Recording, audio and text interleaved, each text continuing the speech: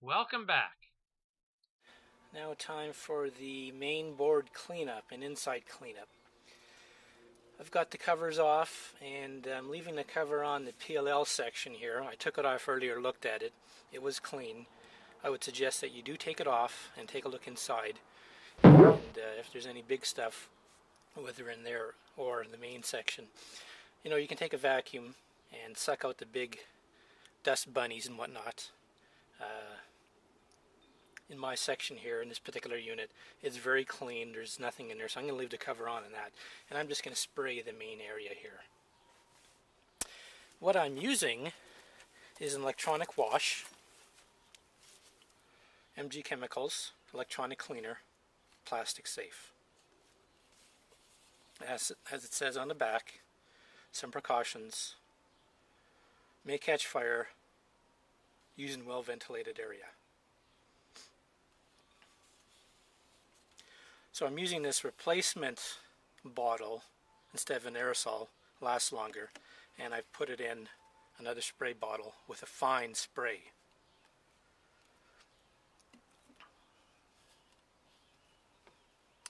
Alright, time to start spraying. I am going to tilt this unit and get it in a good position where the runoff goes into a corner and doesn't stay on the board, and it'll exit out. So let's do that. There are some openings on the right hand side here, so if I can tilt it and have it run off there, that would be ideal. So let me just set this up. I got a block in here just for angling, and I think that's in a good position for spraying and viewing as well.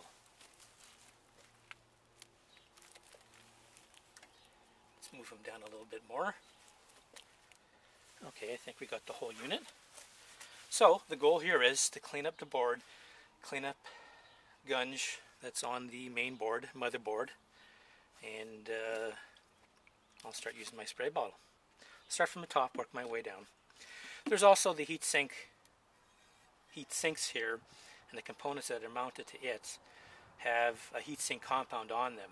I'm not going to spray directly on those components, but I'm going to be replacing that heatsink compound later because it is old. It's 30 years old and it probably lost a little bit of its properties in transferring heat, so I'll put some new stuff on there.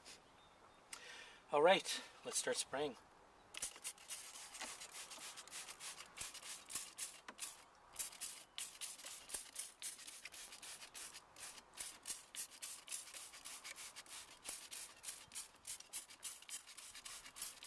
Looking like new.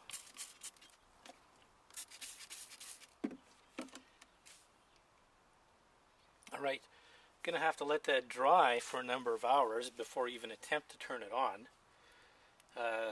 We don't want to have electronics firing up when there's any kind of liquid on there, so we definitely want this to totally evaporate and be nice and dry. Alright, that's about it now for the internal cleanup.